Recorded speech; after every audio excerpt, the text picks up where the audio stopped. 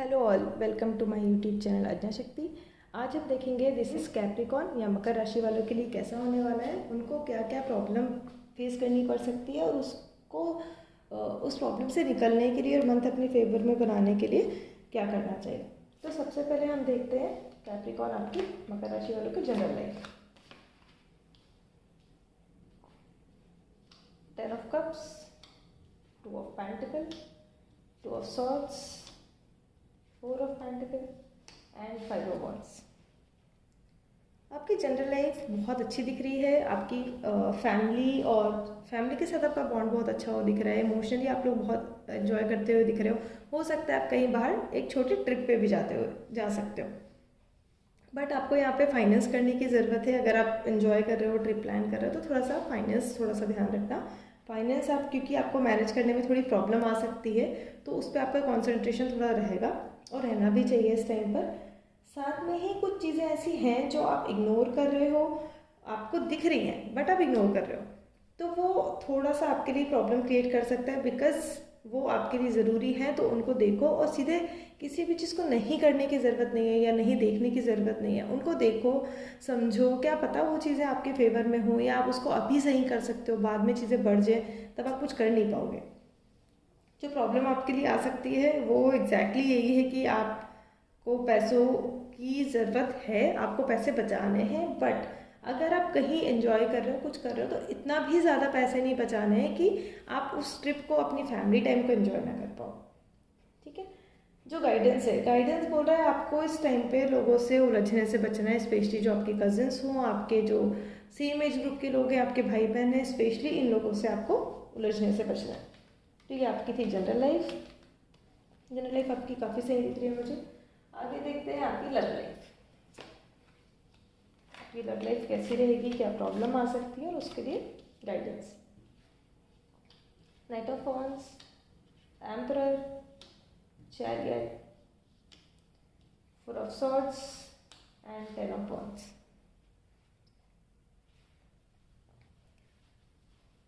आप अपनी love life में जो भी चीज़ चाह रहे थे या फिर आप कुछ ना कुछ, मतलब आपने कुछ प्लान किया हुआ था या कहीं किसी को प्रपोज कर रहे थे या कोई शादी के लिए प्रपोजल आया था, तो वो बेसिकली सक्सेसफुल होता दिख रहा है। जो भी आपके प्लान थे आपकी लव लाइफ के लिए अपने पार्टनर के साथ, आप चाहे मैरिड हो या अनमैरिड हो, तो वो चीज़ें सक्सेसफुल होती दिख रही है। आप सक्सीड कर चुके हैं उस चीज़ में। एक चीज़ और आपको ध्यान देना है, आपके घर में जो भी एक बड़े ओहदे पे बैठे हुए हैं, लाइक आपके पेरेंट्स हो सकते हैं, आपके फादर या आपके ग्रैंडफादर, तो वो थोड़ा सा स्ट्रिक्ट रहेंगे आपकी चीज़ों को लेकर। अगर आप एक एग्जांपल कि अगर आप लव मैरिज करने जा रहे हैं, तो हो सकता है वो कुछ अपने रूल्स के लिए, अपने बने हुए सिद्धांतों के लिए बहुत ज़्यादा स्ट्रिक्ट है, वो उस चीज़ को समझना नहीं चाह रहे। तो बहुत स्ट्रॉन्ग कोई आपके घर में है, वो आपके शायद लव मैरिज के बीच प्रॉब्लम बन सकता है।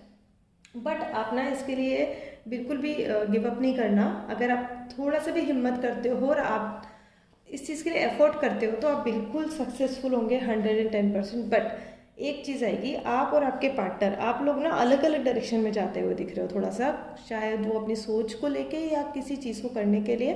बस आपको आप दोनों के बीच बैलेंस बनाने की ज़रूरत है।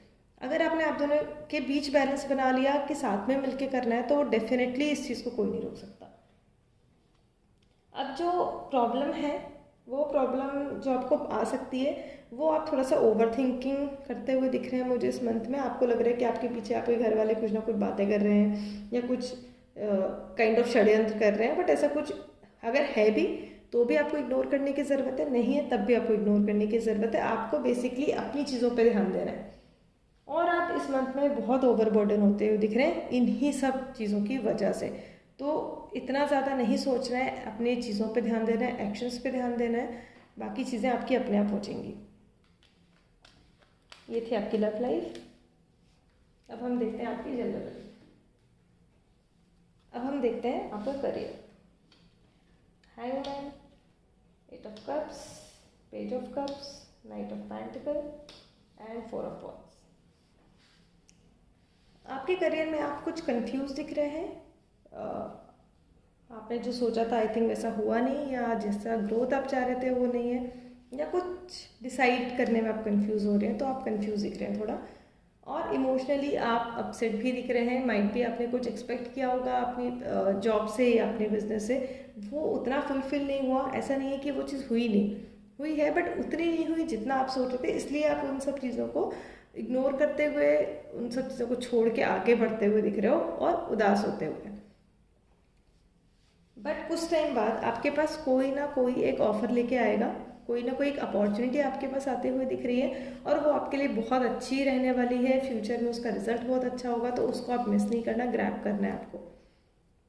जो प्रॉब्लम आपको आ सकती है वो है कि आप ना एफर्ट नहीं डाल रहे हो अपने करियर में उतना जितना आप रिजल्ट चाह रहे हो, तो वो कहीं ना कहीं प्रॉब्लम बन सकती है। तो प्लीज़ अगर आप चाहते हो आगे ग्रो करना, तो आपको एफर्ट लेने पड़ेंगे। जो गाइडेंस है, गाइडेंस आपको ना बोल रहा है कि आपको, आप हो सकता है आप कहीं बाहर अपॉर्चुनिटी देख रहे हो, बट ना अपॉर्चुनिटी आपके आसपास ही है, तो वो आपको बहुत अच्छे से मिलने वाली है, बहुत जल्दी आपके पास आने वाली है, और उसको, उस अपॉर्चुनिटी को आप ग्रैब करना, और ये आपके लिए करियर के लिए बहुत अच्छी होगी अपॉर्चुनिटी। आपके लिए देखते हैं ओवरऑल गाइडेंस दिसंबर मंथ के लिए क्या रहने वाला है।